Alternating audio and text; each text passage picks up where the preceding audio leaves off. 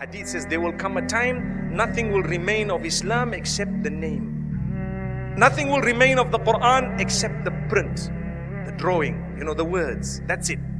The masajid will be built well and possibly even well attended, but people will enter and exit ceremonially. You enter the masjid like a ceremony. You exit, you achieved nothing. It was just a ceremony. I went to get over and done with something, but I came out without achieving anything much.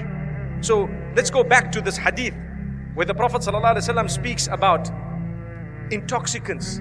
He speaks about there will come a time when people of my ummah will consider adultery permissible. They might call it different names, they might do different things, but they will consider it permissible. Call it mut'ah, call it whatever you want.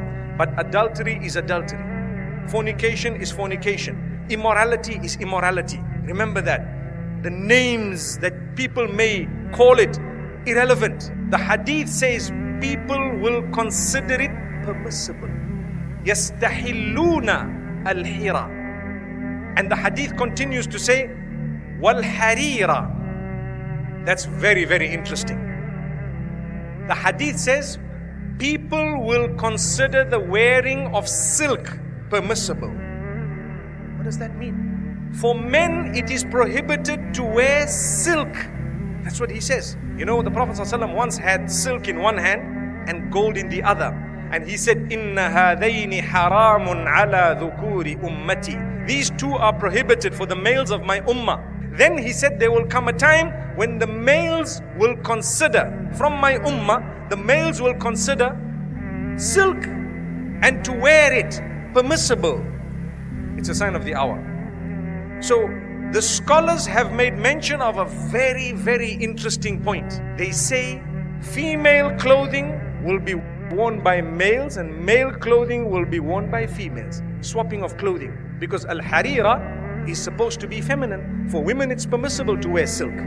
It's part of their beauty, adornment, and gold and so on. Jewelry is for women. Adornment, beautification, that's for women. And then when men start considering it permissible, nothing wrong. So you have men wearing a dress and they say nothing wrong with this. What's wrong? Why are you looking at me? But you have, I'm talking of female clothing, male clothing. You and I know over time the dress codes have changed. How the prophecy of Muhammad ﷺ came true. Then the same narration speaks about qari, the next part. The hadith says regarding clothing, and I told you silk. The third part speaks about musical instruments. Al-ma'azifa. There is one meaning to it. Al-ma'azif. Musical instruments. People will consider them permissible. The hadith speaks about al-khamra. Khamr. I spoke about it.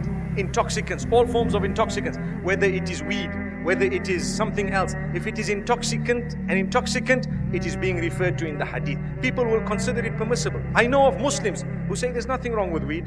The hadith speaks about there will come a time when women will dress in order to expose.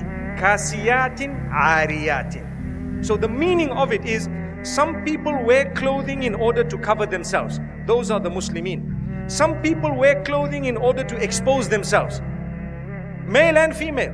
This hadith is referring to the females, but the males are included when it comes to giving importance to your dress code. Prophet ﷺ speaks about how falsehood will spread. And I will end on this note. Falsehood will spread such that when a person is telling a lie, they will be considered truthful. When people are speaking the truth, they will be considered liars. Today, if you take a look just at the media, whether it's social media or genuine, the print media and perhaps television, etc., you can never ever believe even what you see with your eyes, because it could be doctored completely. It could be photoshopped completely. You get a voice imitator now where you say things and you have the voice that you want to be imitated and it will say the same words in another voice. It's a little application. It's a sign of the hour. The Prophet ﷺ says, that which is the truth will be considered false. That which is the lie will be considered completely truthful.